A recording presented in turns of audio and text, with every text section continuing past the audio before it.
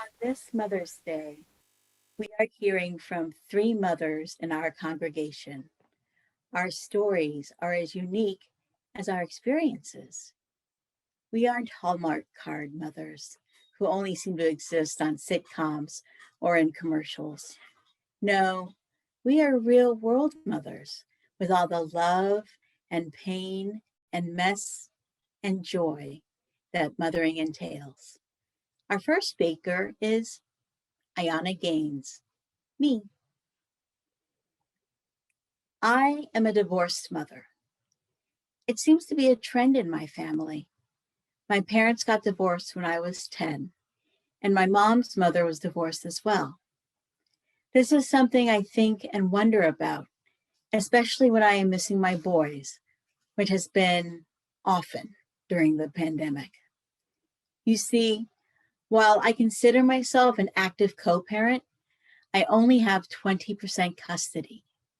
To break that down, that means I get Griffin, my son who's still in school, on weekends and during the summer. My older son, Duncan, is in college. And the pandemic has cut that time down to 0%, as their father believes that keeping Griffin at his home full time keeps him safe from COVID-19. So I have not had Griffin with me since March 2020. I consider myself lucky that I have been allowed to have lunches with him on the occasional weekend day, but masked and outside in the backyard and no hugging. I understand that in many divorces, the mother gets the children or custody is shared. However, because I didn't earn as much money as their father did and could not afford to keep the house they were growing up in, I opted to move out and let them stay with their father most of the time. While it broke my heart, I felt that it was the right thing to do by them. That this doesn't mean that I love them any less. Rather, I wanted to put their needs ahead of my wants. Yet, there are often days that I wonder if I did the right thing. Am I an unnatural mother? Was I right to let their father have primary custody? How would this affect them? Would they think that I love them less? I often have to remind myself that quality is what matters. The quality of time spent with them matters a great deal. I may not be able to take them to Europe or Disneyland or Euro Disney for that matter, but I can pick up Duncan from college. I can play with foam swords with Griffin in his dad's backyard. I can text them, I can talk with them, and I can let them know how much I love them. I'd like to think that counts for something. The school district around here doesn't always take divorced parents into consideration. There have been many times when I have not received important papers or emails from the schools who view their dad as the sole parent. I have had to remind the schools that I exist on occasion. Advocating for myself can be uncomfortable, but it has to be done to ensure that I am seen as a co-parent. I have been known to apologize to the boys for getting a divorce from their father. Duncan, ever the pragmatist, tells me that it would have been worse had I stayed in a relationship that wasn't working out. I am thankful that he doesn't see me as the boogeyman in his childhood. As for Griffin, he seems to understand. He gives me hugs. I can't wait until the summer. Their dad has promised that Griffin can stay with me for most of it. It won't make up for the time lost, but I will still enjoy having my boy with me. Even as a divorced mom, I find that there are things to look forward to.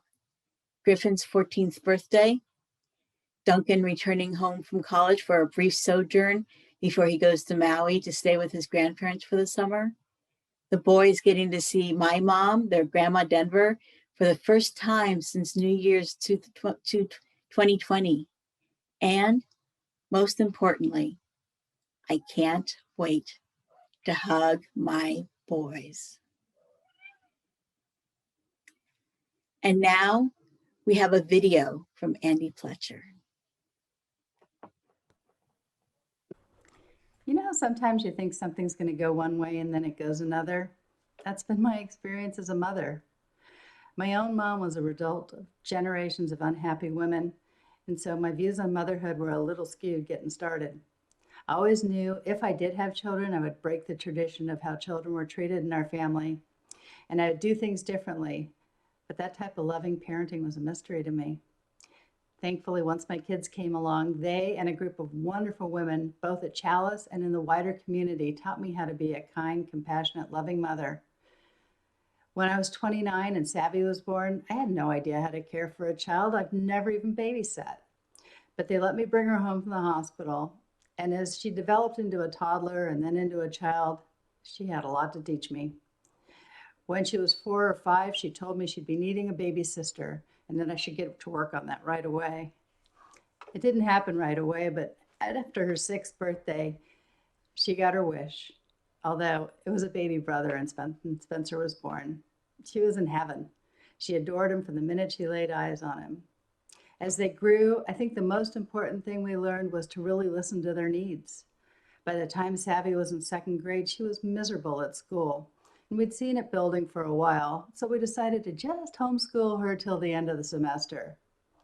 Brian wasn't so sure it was a good idea at the time, but after a couple of months, we saw the children flourishing, and he was on board. Now, this wasn't pandemic homeschooling. As a matter of fact, we were rarely at home.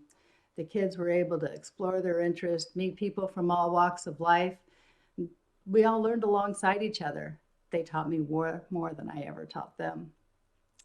When Savvy was 12 and Spencer was 15, I was reaching the end of my limits in subjects such as science and math, so off they went to the community college. At first I went with them, but after a very short time, they told me, "We've got this, Mom." And so it was becoming evident that my fun-filled days at the park and our field trips were coming to an end. When Spencer was 10 and Savvy was 16, I became a mother again, although not the usual way when Savvy started dating Asa. He was a wonderful addition to our family and has always been a loving brother to Spencer. Into their teens, I could see they were growing into truly special people who would make a difference in the world, so we continued to listen to their needs. This meant spending long hours at the courthouse in LA and Ventura, listening to mundane, everyday court cases, attending choir festivals and community theater productions, delving into the world of politics and social justice, going to rallies, working on political campaigns, learning about art, music, and woodworking, always listening to their needs as they grew and changed. And then in the blink of an eye, they were off to college and out on their own. My job isn't done. What we've learned on this journey will stay with all of us, and hopefully with future generations to come.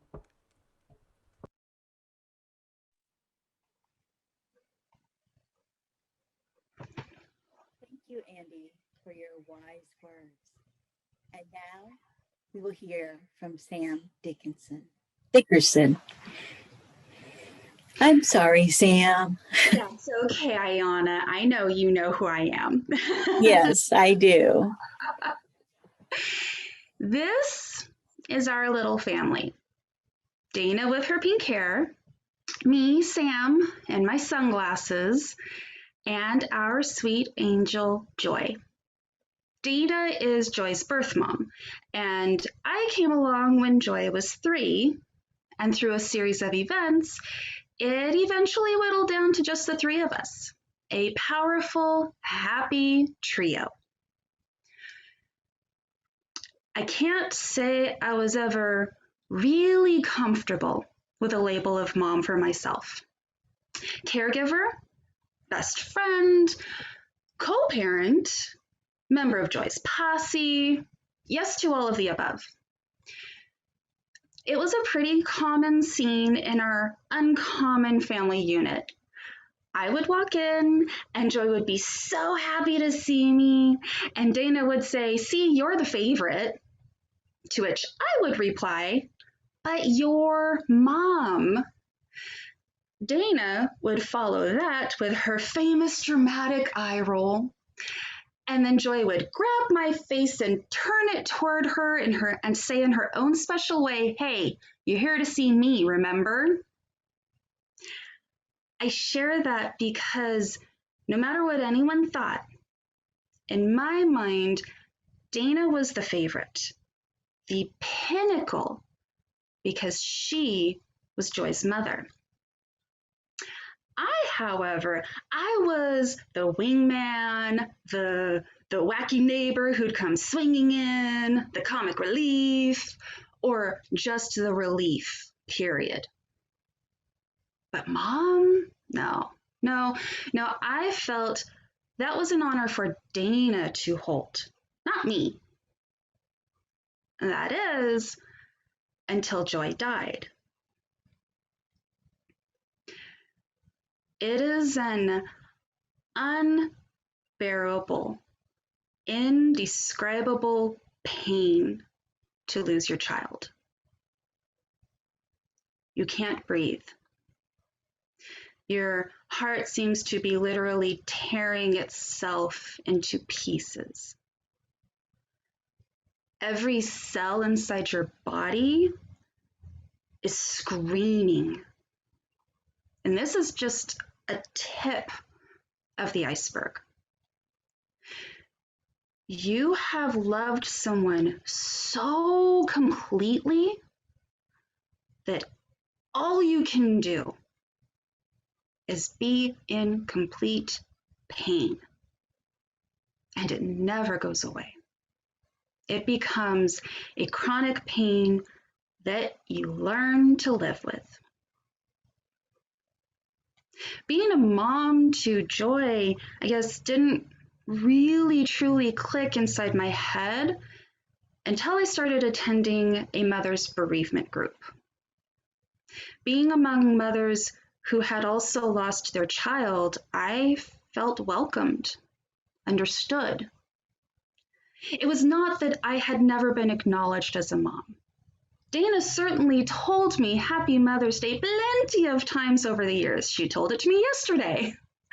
But it wasn't until I was among this very exclusive group that I was able to acknowledge myself as a mom.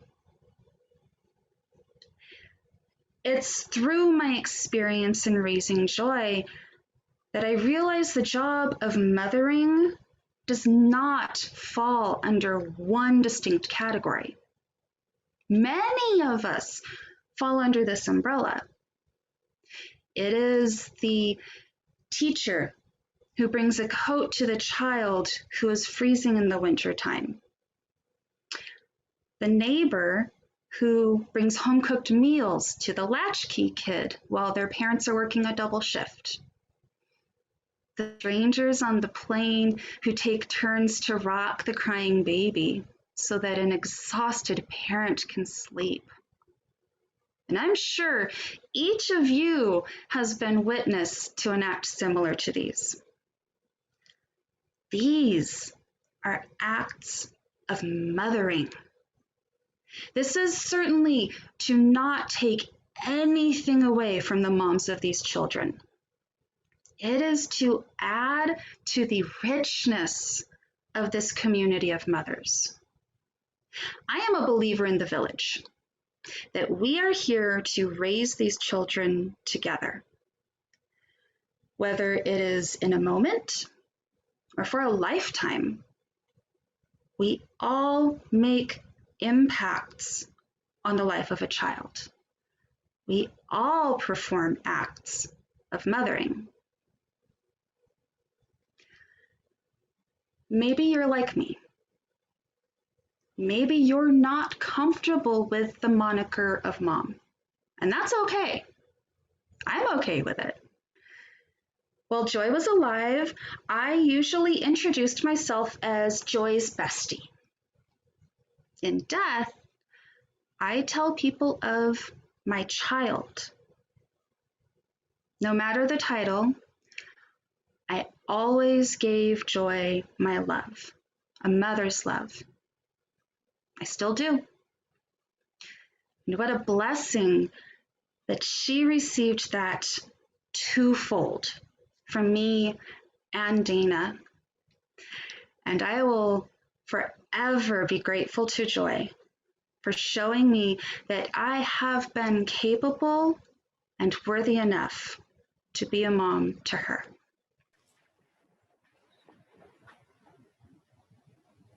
Wow. Sam, thank you so much for sharing about your relationship with Joy and with Dana. Our stories are so unique, yet they share the common thread of mothering, as Sam said. This thread of mothering ties us to you, to our friends, our birth and chosen families, and to humanity itself. The thread may be worn in some places, but fortunately, it's as strong as steel in others. And we can see that in our stories. Thank you for letting us share our stories.